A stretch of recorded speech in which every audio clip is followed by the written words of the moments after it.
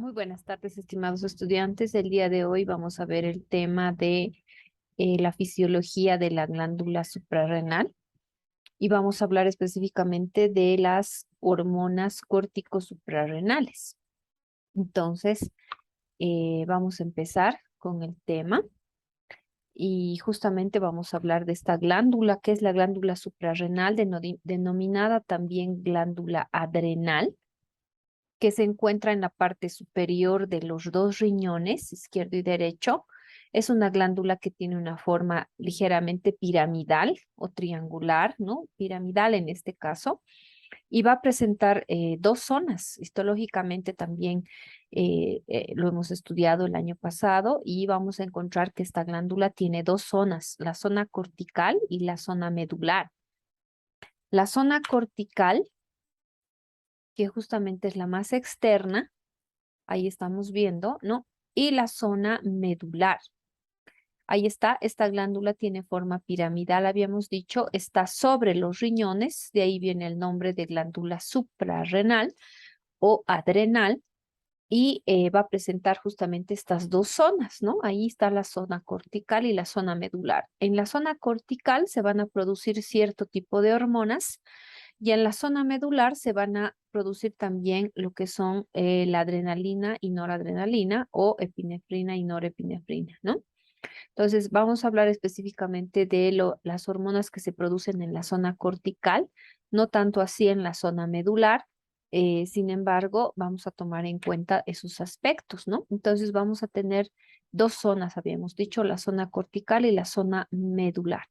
En la zona cortical, justamente lo que se segregan son lo que se conocen como los corticosteroides. Y en el caso de estos corticosteroides, vamos a ver que se van a segregar los mineralocorticoides, que en este caso van a tener sus efectos sobre los iones sodio y potasio, de ahí viene su nombre de mineralocorticoides, y justamente van a tener estos efectos, como habíamos dicho, sobre el sodio y el potasio. Se los denomina también esteroides C21. Los glucocorticoides, que como su nombre indica, van a actuar a nivel de lo que son carbohidratos, ¿no? Glucocorticoides, de ahí viene su nombre. También corresponden a los esteroides C21, van a actuar sobre lo que son metabolismo de hidratos de carbono, como habíamos dicho, también de grasas y proteínas. Se producen también en esta zona lo que se denominan las hormonas sexuales correspondientes a los esteroides C19. En este caso se producen algunos andrógenos débiles que van a estar encargados de otorgar lo que son las características sexuales secundarias. Si bien no tienen mucha acción estos andrógenos, como por ejemplo la testosterona en el varón, que es la hormona sexual masculina que va a dar todas las características sexuales al varón, estos andrógenos van a tener acciones bastante débiles, ¿no? Que los vamos a estudiar más adelante. Como habíamos dicho, en la zona medular se segregan o se producen la adrenalina y noradrenalina o epinefrina y norepinefrina respectivamente en esta zona, ¿no? Que mucho no vamos a hablar de este tema, sino más que todo vamos a hablar de las hormonas que se producen a nivel de la corteza de la glándula suprarrenal. Ahí está la zona cortical. Esta zona cortical, ¿no? Si nosotros, esto corresponde a la zona cortical de la glándula suprarrenal y esta corteza o zona cortical se divide en tres zonas. Histológicamente hablando, la vamos a dividir en la zona glomerular, en la zona fascicular y en la zona reticular. Y tenemos justamente en la zona central, ahí está en la parte central, la médula o la zona medular de la glándula suprarrenal, donde hemos dicho se producen las catecolaminas, que son la norepinefrina, epinefrina o adrenalina y noradrenalina, ¿no? Y en esta zona cortical se va a clasificar o se va a dividir en tres partes. Ahí está, ¿no? La zona glomerular, la zona fascicular y la zona reticular. La más amplia, si nosotros observamos ahí en el gráfico, va a ser esta zona fascicular, ¿no? Que va a ser la más amplia, la más extensa. Histológicamente, la disposición de las células adoptan esa forma, por eso se denomina zona glomerular, porque las células se ubican formando una especie de glomérulos. La zona fascicular, donde vemos que las células adoptan ya la disposición de fascículos, y la zona reticular, donde las células adoptan una forma a manera de red o de malla, de ahí viene su nombre de reticular, ¿no? En esta zona glomerular se va a producir principalmente esta hormona que es la aldosterona. En esta zona fascicular, el cortisol y algunos andrógenos, ¿no? Se van a producir. Ahí está justamente la zona capsular, la cápsula, la corteza o la zona cortical y la zona medular, ¿no? Y hablando de la zona cortical, ahí está, tenemos lo que es la zona glomerular, la zona fascicular y la zona reticular. Entonces, en la zona glomerular, habíamos dicho, se va a segregar principalmente lo que son los mineralocorticoides. En este caso, la aldosterona y la desoxicorticosterona. En la zona fascicular, que habíamos dicho es la más amplia, miren, el 13% de la zona cortical representa la zona glomerular. El 80% de esta corteza representa la zona fascicular y el 7% apenas la zona reticular. La zona medular va a representar aproximadamente un 10%, ¿no? Justamente acá en la zona glomerular se van a producir lo que son los mineralocorticoides, cuyo principal representante es la aldosterona y también la desoxicorticosterona. En la zona fascicular, los glucocorticoides, que en este caso van a ser el cortisol y la corticosterona. Y en la zona reticular, los andrógenos, que habíamos dicho que van a tener un efecto bastante débil, si se quiere, y van a otorgar los caracteres sexuales secundarios, ¿no? Y en este caso, entre estos andrógenos, vamos a citar a la androstenediona y a la dehidroepiandrosterona. Entonces, ahora sí vamos a hablar de la química de la secreción córtico suprarrenal, ¿no? Y la corteza suprarrenal, habíamos dicho, ahí está, tiene las tres zonas, la zona glomerular, la zona fascicular y la zona reticular.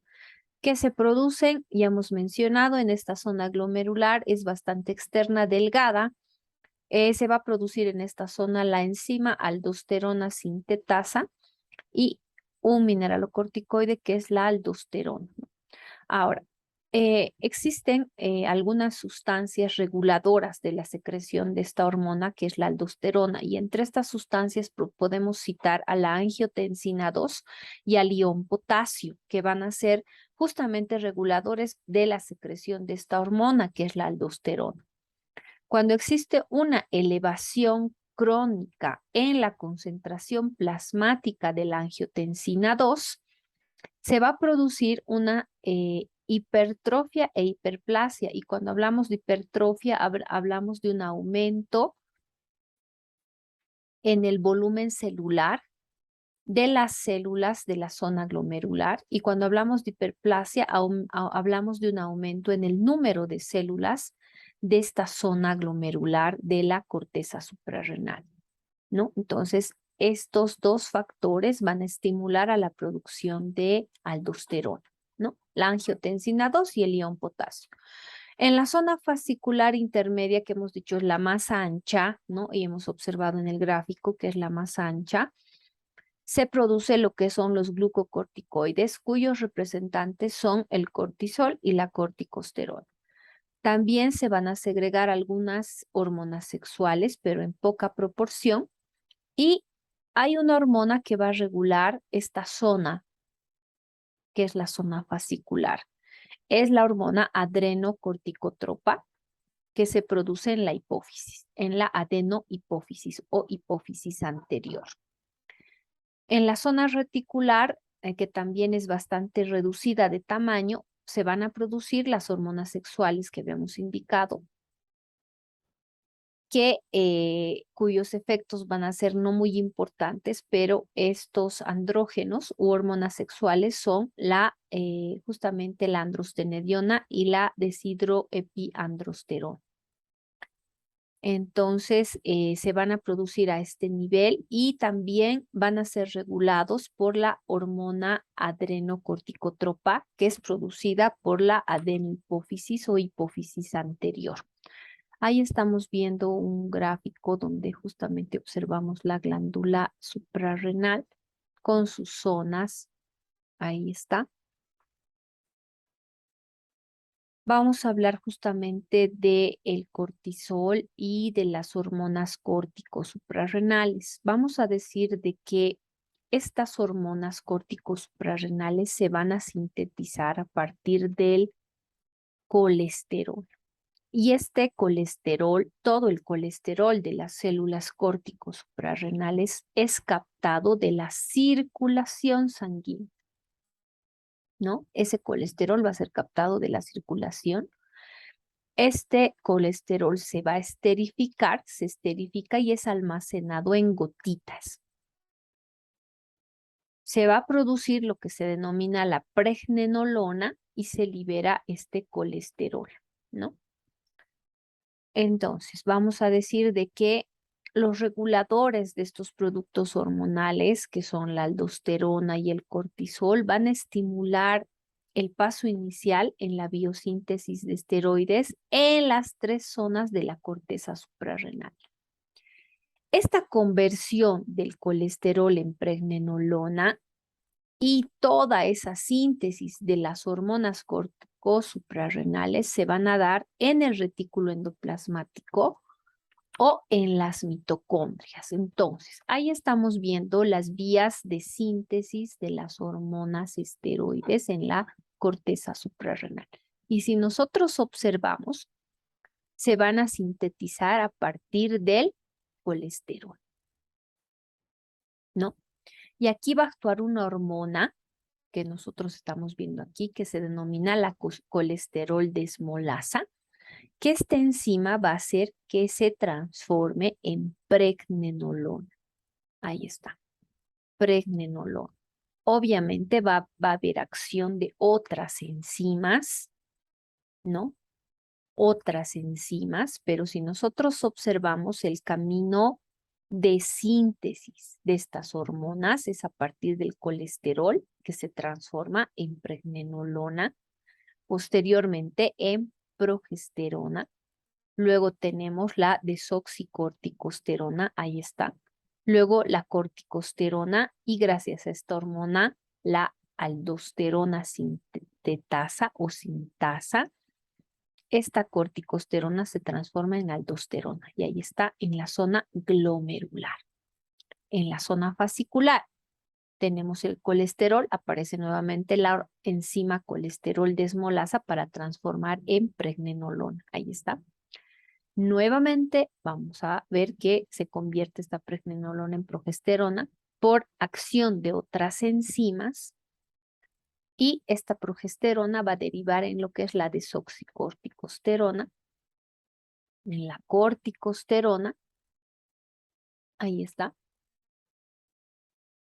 va a seguir un camino, una secuencia, ¿no? Y va a convertirse en cortisol. Ahí estamos viendo también que en la zona reticular, por la acción de otras enzimas, se van a producir lo que son los andrógenos o hormonas sexuales. El 90 a 95% del cortisol que está en el plasma sanguíneo o el cortisol plasmático se va a unir a las proteínas del plasma, que en este caso va a ser la transcortina o denominada también globulina fijadora de corticosteroides. En poca proporción, ese cortisol plasmático se va a unir a la albúmina que está en el plasma. Entonces, el cortisol plasmático directamente se va a ir a unir para ser transportado por la sangre a esta proteína que se llama la transcortina o globulina fijadora de corticosteroides. Ahora, este cortisol va a tener una semivida de 60 a 90 minutos. La corticosterona se va a unir en menor proporción a estas proteínas, ¿no? Y va a tener una semivida aproximadamente de 50 minutos. La aldosterona se va a unir en menor proporción a estas proteínas plasmáticas y va a tener una semivida de 20 minutos aproximadamente. Estas hormonas córticos suprarrenales se van a metabolizar en el hígado.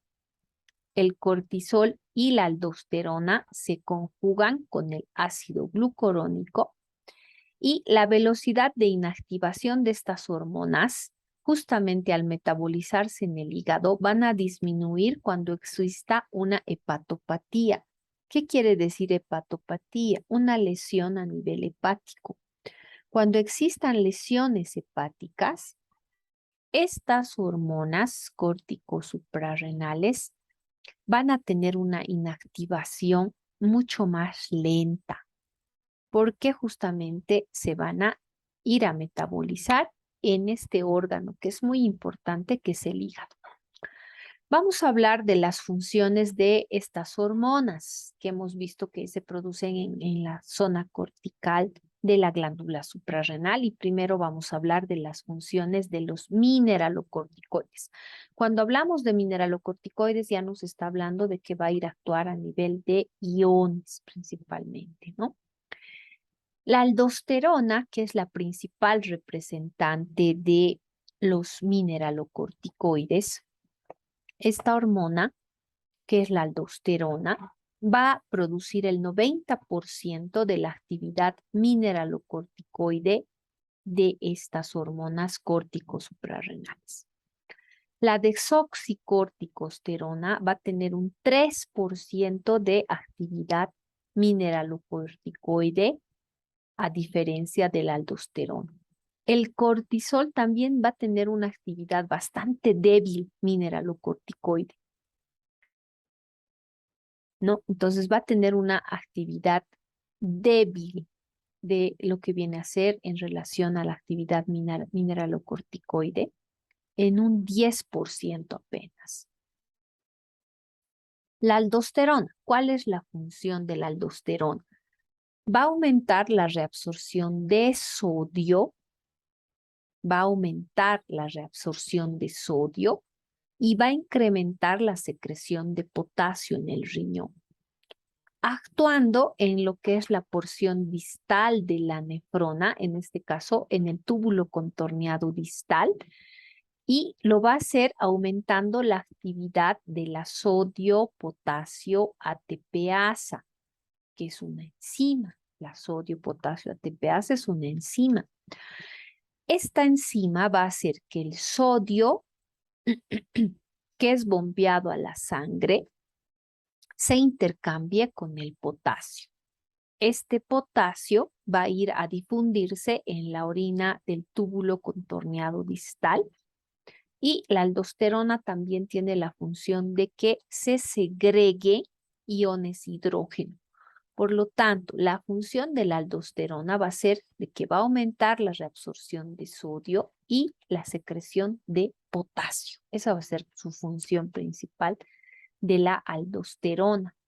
Aquí estamos viendo un cuadro donde estamos observando justamente los esteroides suprarrenales. Ahí está el cortisol, la corticosterona, la aldosterona, la desoxicorticosterona, la dehidroepiandrosterona, ¿no? Y estamos viendo justamente su concentración plasmática media, la cantidad promedio secretada en miligramos por 24 horas, su actividad de glucocorticoide y su actividad de mineralocorticoide. Ahí estamos observando, ¿no? Enseguida vamos a hablar de los esteroides sintéticos como la dexametasona, por ejemplo. ¿Qué otras funciones tiene la aldosterona? La aldosterona va a actuar en lo que es el transporte de electrolitos, ¿no? La aldosterona se une a los receptores mineralocorticoides de las células epiteliales, que van a ser diferentes a las células renales. Esta aldosterona hemos dicho que aumenta la reabsorción de sodio a nivel renal y también aumenta la reabsorción de sodio en el colon, esto en el intestino grueso o colon. También hace de que se excrete mayor cantidad de potasio mediante las heces fecales. Entonces, la aldosterona no solo va a actuar a nivel renal, sino también va a actuar a nivel de intestino grueso. En el intestino grueso, favoreciendo la reabsorción de sodio y también aumentando la excreción de potasio por las heces fecales. Así también la aldosterona va a actuar en lo que son las glándulas sudoríparas y salivales, teniendo la misma acción. Va a hacer de que se aumente la reabsorción de sodio tanto en la saliva como en el sudor y que se incremente la excreción de potasio en saliva y en sudor, reduciendo el cociente sodio-potasio en las secreciones. Eso tenemos que observar. Ahí está, ¿no? Ahí está justamente las vías de señalización de las células epiteliales que hemos dicho van a ser sensibles a la aldosterona, ¿no? Ahí está la aldosterona, ¿no? Ahí tenemos el núcleo de la célula, el RNA mensajero, ahí están las proteínas que se van a sintetizar, ahí está la mitocondria, y lo que está haciendo es aumentar la reabsorción del ion sodio. Ahí estamos viendo, miren, está aumentando la reabsorción del ion sodio y está haciendo más bien que se secrete potasio. Esa es la función de la aldosterona. ¿Cómo se regula la secreción de esta hormona, que es la aldosterona? Y hemos hablado de que hay una sustancia que es la angiotensina 2, y esta angiotensina 2 va a estimular a las células de la zona glomerular para que produzca aldosterona. Esta angiotensina 2 justamente está asociada a la regulación del volumen extracelular y a la presión arterial. No nos olvidemos del sistema renina-angiotensina-aldosterona. ¿Cuándo se activa este sistema renina-angiotensina-aldosterona? Ustedes saben que la renina es una hormona que se produce en el riñón, que va a regular justamente lo que es la presión arterial, ¿no? Y este sistema renina-angiotensina-aldosterona se va a activar cuando existe hipovolemia e hipotensión. ¿Qué quiere decir hipovolemia? Reducción en la cantidad de sangre del organismo y obviamente, ¿a qué se refiere la hipotensión? Cuando esa presión arterial cae a causa de la hipovolemia. Por ejemplo, nosotros tenemos, a ver, entre 4 a 6 litros de sangre, pero ¿qué pasa si tengo una hemorragia? Esos 4 a 6 litros de sangre se van a perder, van a irse perdiendo y va a disminuir esa cantidad de sangre. Hay una hipovolemia. Mi presión arterial normal es de 120-80 milímetros de mercurio, pero si tengo una hipovolemia, esa presión arterial va a caer. Puede caer, qué sé yo, a 90-60 milímetros de mercurio o menos. Entonces, ¿qué ocurre en ese momento? Los valores plasmáticos elevados de angiotensina 2 van a estimular la secreción del aldosterona. Ya hemos dicho que la aldosterona aumenta la reabsorción de sodio en el túbulo contorneado distal, en la nefrona.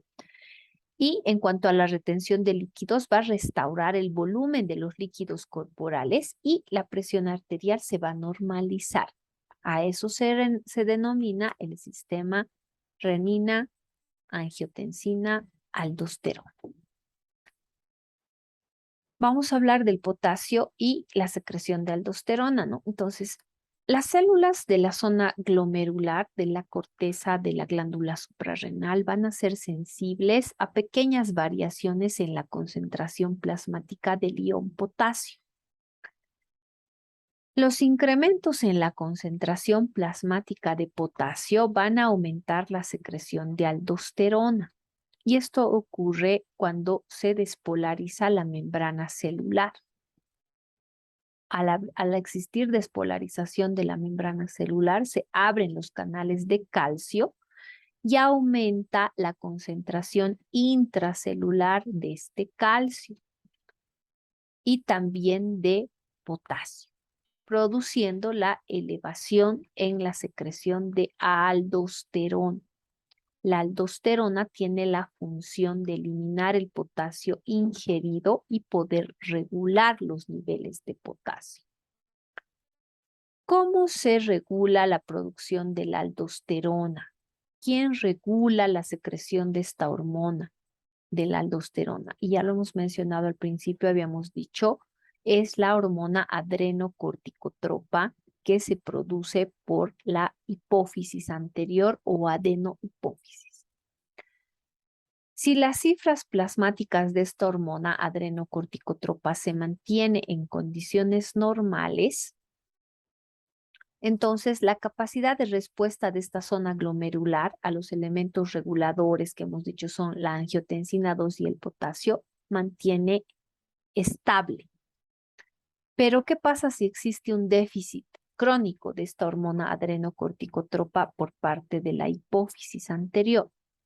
Va a disminuir la respuesta de la aldosterona a la angiotensina 2 y al potasio. Por lo tanto, va a haber una disminución en la secreción de aldosterona. Ahora, cuando los niveles plasmáticos de esta hormona adrenocorticotropa se acentúan de manera aguda, por ejemplo, cuando existe estrés, va a estimular la secreción de aldosterona. Entonces, eso tenemos que tomar en cuenta. Ahora vamos a hablar de las funciones de los glucocorticoides, ¿no? Y sus principales representantes, en el caso de los glucocorticoides, van a ser el cortisol y la corticosterona. El 95% de la actividad glucocorticoide está a cargo del cortisol. Apenas el 5% se debe a la corticosterona. ¿Cuáles son los efectos del cortisol? Los efectos del cortisol van a ser disminución de los depósitos de proteínas de los tejidos extrahepáticos, como por ejemplo el músculo, ¿no? Va a tener otra función o otro efecto. Va a aumentar la concentración sanguínea de la glucosa, es decir, que los glucocorticoides van a ser hormonas hiperglicemiantes. Van a aumentar la concentración sanguínea de la glucosa, van a producir aumento de la glicemia y lo van a hacer por dos vías. Uno, aumentan la gluconeogenia. ¿Qué quiere decir gluconeogénesis? Gluco, glucosa, neo, nuevo, génesis, origen. La función de los glucocorticoides es que van a aumentar la glicemia o los niveles de glucosa en sangre, haciendo de que otras sustancias se conviertan en glucosa. Por ejemplo, las proteínas.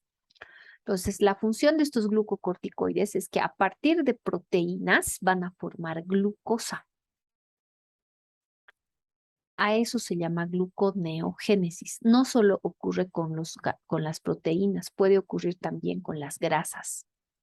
Cuando hablamos de gluconeogénesis nos referimos al mecanismo por el cual se forma glucosa a partir de otras sustancias que no sean carbohidratos. Ejemplos, proteínas, lípidos. Entonces van a aumentar justamente la glucosa en sangre o la glicemia, facilitando la gluconeogénesis. Las proteínas que han sido movilizadas desde tejidos periféricos, ahí está, se van a transformar dentro del hígado en glucosa y glucógeno. Obviamente van a ser liberados a la sangre y aumentan la glicemia. ¿Qué otro efecto tiene el cortisol? Al mantener las reservas de glucógeno, el cortisol hace que otras hormonas glucolíticas, como por ejemplo la adrenalina y el glucagón, movilicen glucosa. Entonces, estas hormonas, el cortisol en este caso, lo que va a hacer es que va a activar a otras hormonas como la adrenalina y el glucagón para que empiecen a movilizar glucosa y aumente la glicemia.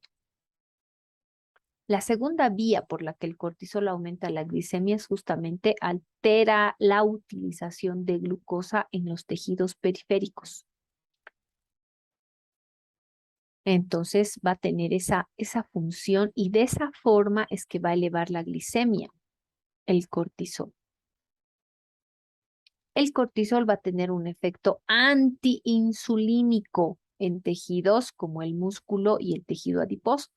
¿Cuál es la función de la insulina? La función de la insulina es que la glucosa que está en sangre, que está circulando en sangre, va a hacer que esa glucosa ingrese dentro de estas células musculares y las células adiposas.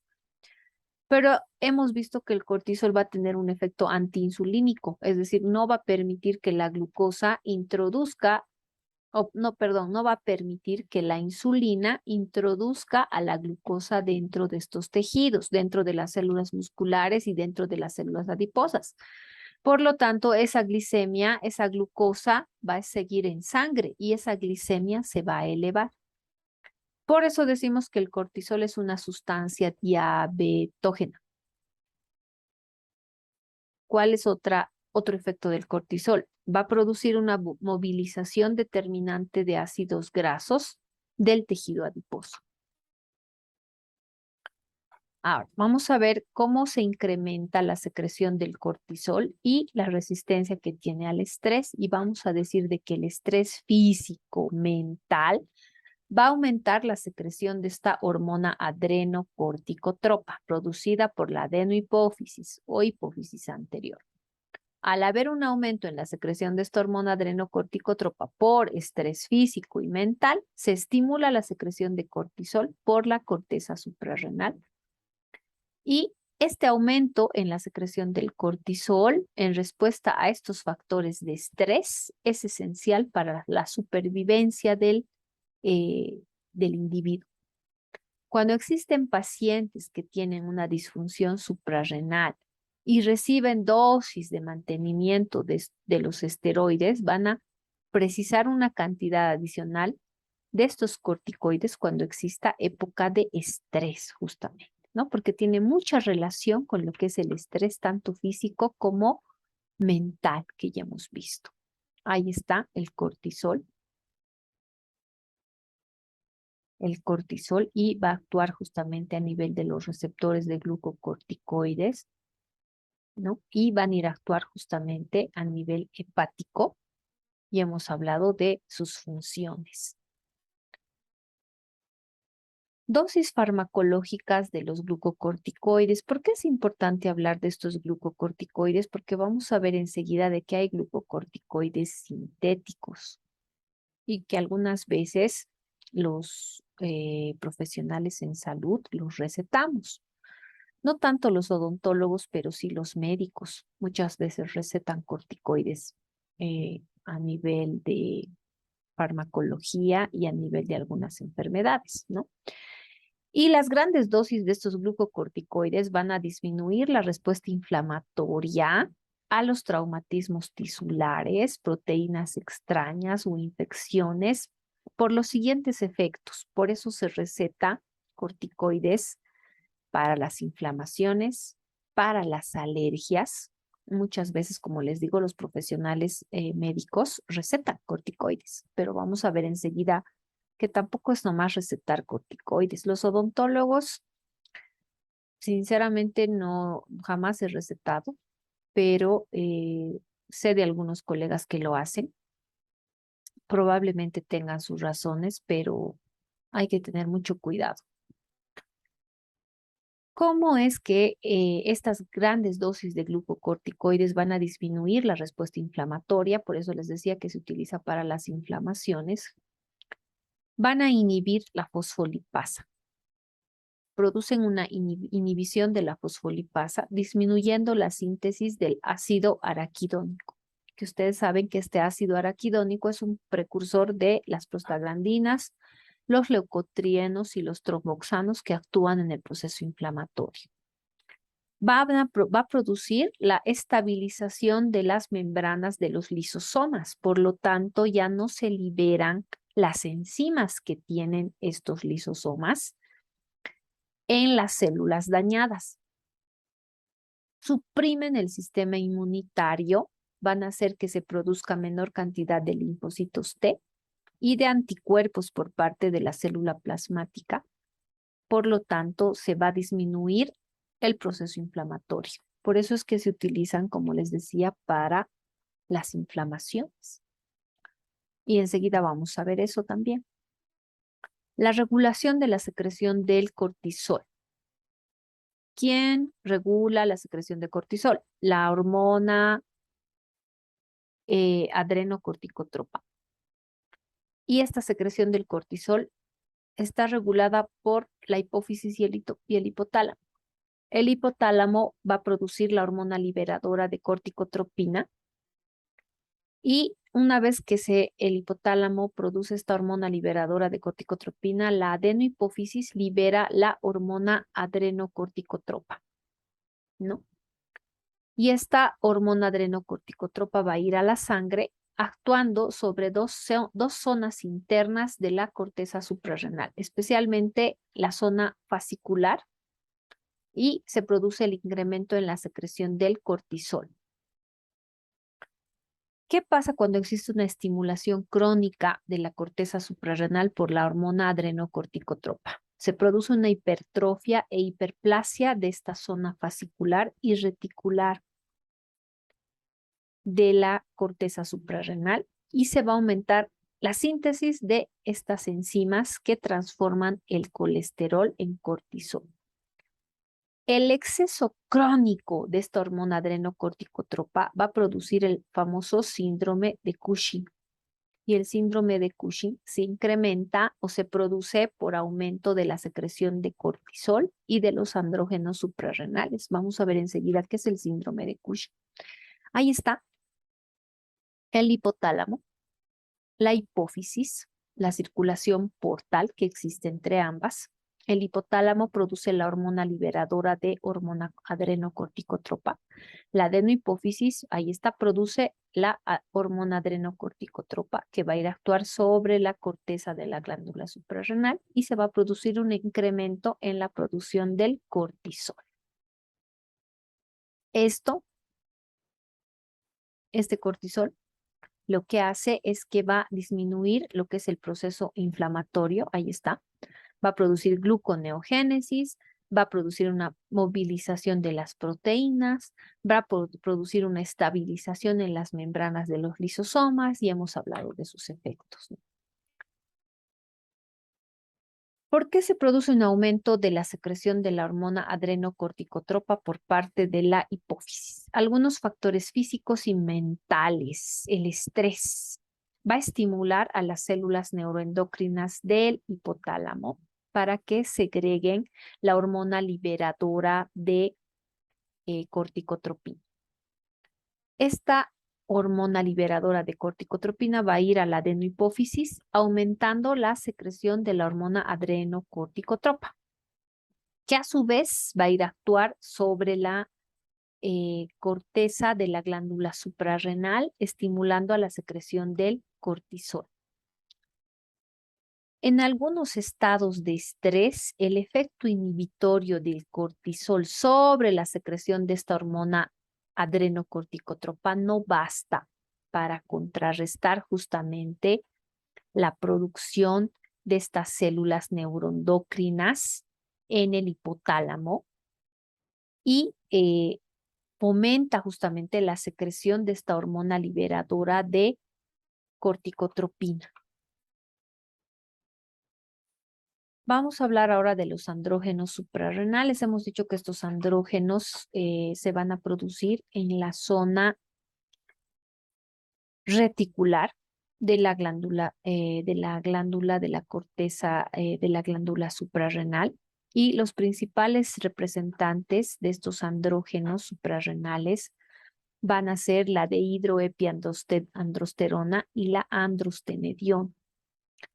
Si bien se producen en cantidades importantes, pero van a tener una acción andrógena muy débil. Justamente las concentraciones plasmáticas de estas hormonas van a tener muy poco efecto sobre las características sexuales secundarias, principalmente en los varones, ¿no? En este caso, en el varón, la hormona masculina más importante es la testosterona, ¿no? El andrógeno más potente y es producido en los testículos. Por lo tanto, estos andrógenos suprarrenales van a tener muy poco efecto. Sin embargo, en algunos casos, en las mujeres, por ejemplo, van a ser las responsables de la aparición del vello púbico y del vello en las axilas. ¿Qué va a pasar cuando se segregan cantidades excesivas de andrógenos suprarrenales, como por ejemplo en el síndrome de Cushing? Se va a producir una virilización manifiesta de hombres y mujeres.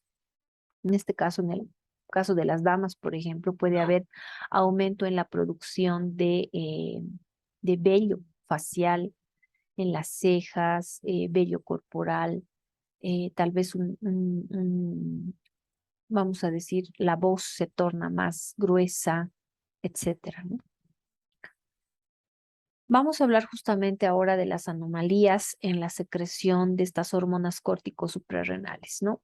Cuando existe un aumento en los niveles plasmáticos de los glucocorticoides, se va a producir el síndrome de Cushing, que ya lo hemos mencionado hace rato. Este síndrome de Cushing puede producirse por un tumor en la glándula suprarrenal, un tumor en la hipófisis también, que haga, si es un tumor en la hipófisis, este tumor va a hacer que se produzca demasiada cantidad de hormona adrenocorticotropa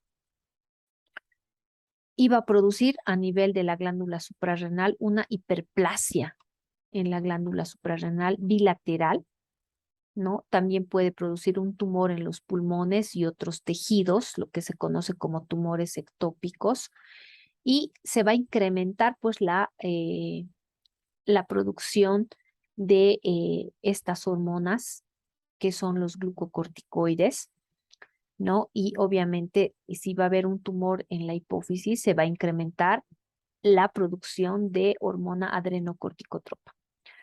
También el síndrome de Cushing, y ojo con esto, jóvenes, se puede producir por exceso de glucocorticoides por vía exógena. En este caso, cuando son recetados a nivel médico, ¿no?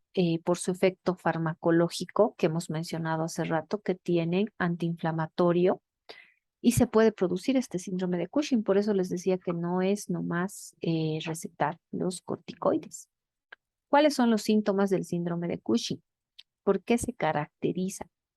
El síndrome de Cushing se produce por movilización de grasa desde las extremidades hasta el abdomen, hacia la cara y a la región supraclavicular. Vamos a ver que en el síndrome de Cushing va a haber un aumento en la facies del paciente. Es como si el paciente estuviese hinchado. Está aumentado de volumen la cara, la región por debajo de los ojos. La persona empieza a ganar peso en el abdomen también, ¿no? Porque hay un movimiento de grasa hacia el abdomen, hacia la cara y hacia la región supraclavicular, todo el cuello se engrosa. Va a haber una hipertensión e hipopotasemia o disminución en los niveles del potasio y va a haber un aumento en la presión arterial. Va a haber una disminución de las proteínas, lo que va a producir debilidad muscular, la pérdida del tejido conectivo, adelgazamiento de la piel. Si se produce en el niño, va a dar como resultado una alteración en el crecimiento en los niños. Se puede producir una osteoporosis, fracturas a nivel de las vértebras. Va a haber una disminución de la absorción de calcio, lo que va a conllevar a que exista una disminución de la resistencia de los huesos, por eso se debe la osteoporosis y las fracturas. Aumento en la tasa de filtración glomerular y de la excreción renal del calcio. Por lo tanto, estos factores, al excretarse mayor cantidad de calcio y aumentar la tasa de la filtración glomerular, se va a producir pues, la osteoporosis, el debilitamiento de los huesos. Va a haber una alteración de respuesta a infecciones por la supresión del sistema inmunitario, es decir, que el sistema inmunitario se ve afectado y obviamente va a haber una mala respuesta a las infecciones, va a haber una alteración del metabolismo de los hidratos de carbono, se puede producir una hiperglucemia, una diabetes mellitus resistente a la insulina, y ahí tenemos la facies del síndrome de Cushing. Ahí está. Miren, hay una obesidad abdominal porque hemos dicho que hay movimiento de grasa hacia el abdomen, hacia la cara y a la región supraclavicular. Entonces, esta parte, miren, el cuello ancho, la cara, la facies en luna llena se le llama, porque es una facies como si estuviese hinchada la persona, ¿no? Aquí en el abdomen también existe un aumento de volumen de grasa. Y acá tenemos, ahí está una paciente con síndrome de Cushing, ¿no? Y cuando ya la paciente está normal, vemos, miren cómo el cuello ha aumentado de volumen, la región supraclavicular y la cara. Mixedema también se le llama. Se le llama también cara de luna llena, facies en luna llena, ahí está. Y esto se produce no solo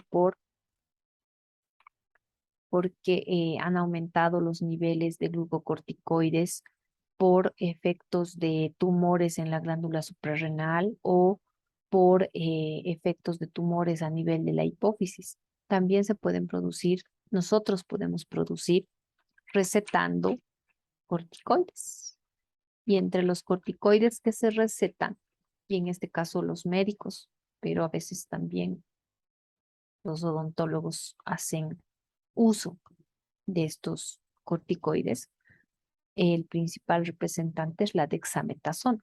Si ustedes leen y buscan en la bibliografía, la dexametasona es un medicamento muy utilizado por su efecto antiinflamatorio. Inclusive se lo utiliza y se lo ha utilizado con el COVID. La dexametasona es un medicamento que se lo ha utilizado en el COVID para evitar ese efecto inflamatorio exacerbado que producía este virus y se ha recetado en algunos pacientes. Si bien es efectivo, altamente efectivo, su efecto antiinflamatorio y también antialérgico, muchos médicos lo utilizan para las alergias y para las inflamaciones. Podemos citar también a la prednisolona, a la metilprednisona, etcétera, pero tiene efectos colaterales. Podemos producir este síndrome de Cushing. Si nosotros recetamos y el paciente utiliza durante mucho tiempo los corticoides, podemos producir el síndrome de Cushing. Los dermatólogos utilizan para las alergias y a veces estos corticoides lo que hacen es, si bien mejoran el proceso alérgico, si el paciente no lo utiliza bien, pueden llegar a disminuir lo que es el sistema de defensa del organismo y se puede instalar otro tipo de procesos causados por hongos, etcétera. Entonces tenemos que manejar con mucho cuidado el uso de corticoides. El síndrome de Cohn. El síndrome de Cohn se denomina también aldosteronismo primario y generalmente se produce por un tumor en la zona glomerular de la glándula suprarrenal, de la corteza de la glándula suprarrenal, y se va a producir grandes cantidades de aldosterona, ¿no? Entonces, al producirse grandes cantidades de aldosterona, va a existir una hipertensión marcada y va a existir también hipopotasemia o disminución en los niveles del ion potasio. La hipertensión generalmente es leve porque se va a producir un aumento del volumen extracelular por la salida de sodio. Sin embargo, esta hipertensión y la hipopotasemia se pueden exacerbar por el aumento del aporte de sodio. Se suprime la actividad de la renina, de esta hormona, de la renina, y este descenso de potasio en este síndrome de Cohn va a reducir la capacidad de concentración de los riñones, produciéndose una poliuria, es decir, que el paciente va a eliminar orina más veces por día y esto va a ocasionar una debilidad muscular y una alcalosis metabólica, ¿no? Una alcalosis metabólica. Ahí está el síndrome de Cohn. Ahí está el síndrome de Cohn, que se va a producir justamente por esta alteración en la producción de esta hormona, ¿no? Puede producirse por un tumor benigno en las glándulas suprarrenales, Las dos glándulas pueden estar afectadas, puede haber una hiperplasia, ¿no? Y ahí está, se denomina también hiperaldosteronismo primario y se va a producir un exceso en esta hormona que es la aldosterona, ¿no? Entonces, si se hace un diagnóstico y tratamiento oportuno, generalmente se puede controlar, ¿no? Bastante bien, pero tenemos que tomar en cuenta de que si no se controla, esto puede producir inclusive la muerte del paciente. Entonces, si no es tratado a tiempo, por ejemplo, si no se hace una cirugía o extirpación, si hay un tumor, esto puede producir la muerte del paciente, puede producir el fallecimiento del paciente. La enfermedad de Addison. Se produce esta enfermedad de Addison por una secreción anómala de hormonas córticos suprarrenales y en algunos casos se produce inclusive destrucción de la corteza de la glándula suprarrenal, que puede deberse a algunas enfermedades autoinmunes, puede producirse a lo que es la tuberculosis, también a algún proceso de cáncer. Y estos procesos pueden ocurrir de forma gradual y se reduce progresivamente la función glucocorticoide o mineralocorticoide. Va a existir una menor secreción de cortisol